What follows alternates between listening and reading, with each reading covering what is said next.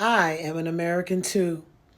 I stand before you today as a multi-degreed Black woman, a war veteran, a wife, a bonus mom, a godmother, super auntie, and a cultural ambassador of love, peace, and freedom through my music. But above all, I stand here as an American. Yet too often it feels as though that fact is questioned, our belonging doubted. Let me be clear. Our voices, our presence, our resilience, these are woven into the very fabric of this nation. We are American too. But let's not ignore the harsh truth. The ideals this country was built upon liberty, equality, justice for all are not just under threat, they're slipping away. This isn't only about coming together as a nation, it's about reclaiming our humanity, recognizing our common bonds, and ensuring equality reaches every corner of this land. Equality is more than just a word on paper. Equality should resonate through our government, our schools, our churches, and our workplaces. Whether you're black, brown, white, male, female, or non-binary, whether your ancestors were brought here in chains or came here to pursue freedom, we all deserve a place at this table. And yet, America, look around. You'll see a nation drifting backwards when we should be marching forward. Let's speak some truths here. When you see a Black woman as myself standing tall and proud, you think angry. You judge her confidence as a threat, her strength as aggression. She is an American too. When you see a Muslim American wearing a hijab or a head covering, you think bomber. You see their faith as a danger, their culture as foreign. They are American too. And when you see a Latino American, maybe Mexican American, you think immigrant. You assume they don't belong, that they are not from here. But they are American too. When you see an Asian American, you think foreigner. You judge them as other, questioning their right to call this land home. They are American too. When you see an indigenous person, you see only history. You forget that they are the first Americans, that their roots run deeper than any border. They are American too. And when you see a Southern American with a drawl in their voice, you think uneducated. You dismiss their intelligence, their experience. They are American too. The truth is, in one way or another, we're all immigrants. Whether our ancestors were brought here on ships or we arrived of our own will, hoping for a fair shot at the American dream. We share the same soil. We all contribute to the nation's promise of liberty and equality. That's the America we must keep alive.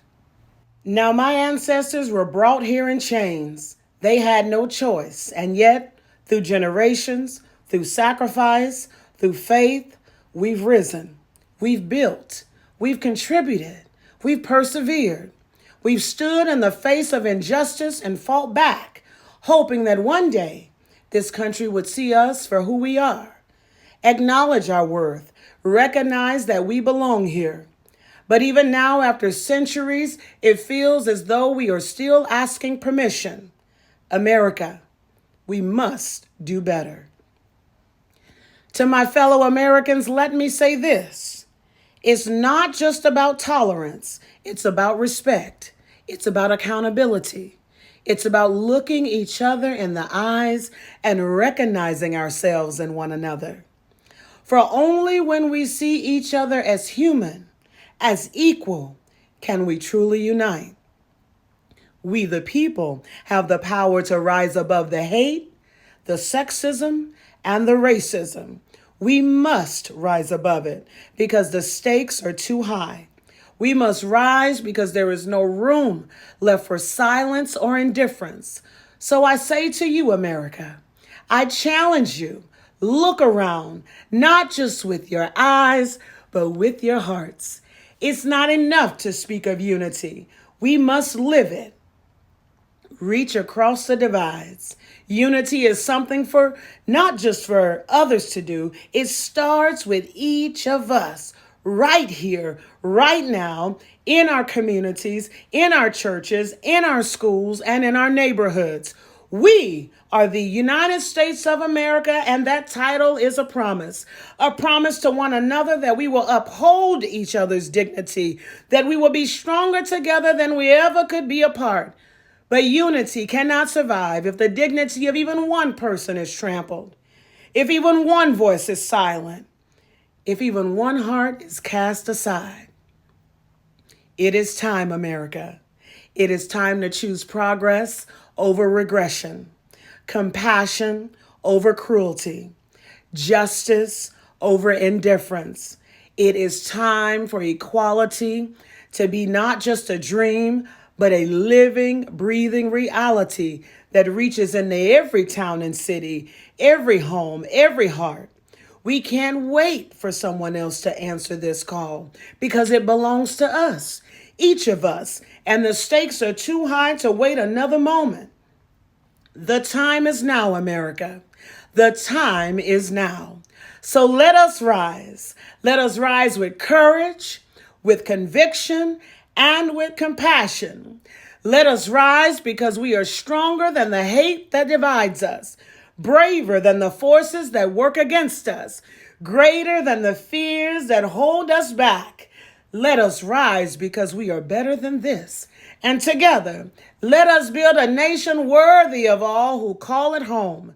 Let us walk together with hearts as bold as the hope that unites us, with hands joined across our differences, with voices lifted in unison declaring, we are the America we dream of. And let me say this from the depths of my soul. I want my goddaughters, my nieces, my nephews, and want this same thing for your family too. I want them to grow up in a world where they are seen, where they are valued, where they are safe, and where they are shielded by a society that truly cares for them. This is the America I believe in. This is the America I stand for. This is the America I fought for. So let us rise, America. Let us rise together and march forward together. And remember, we the people means all the people. And when I say we are better together, we are better together. May God bless you. May God bless your family. And may God bless these United States of America. Thank you.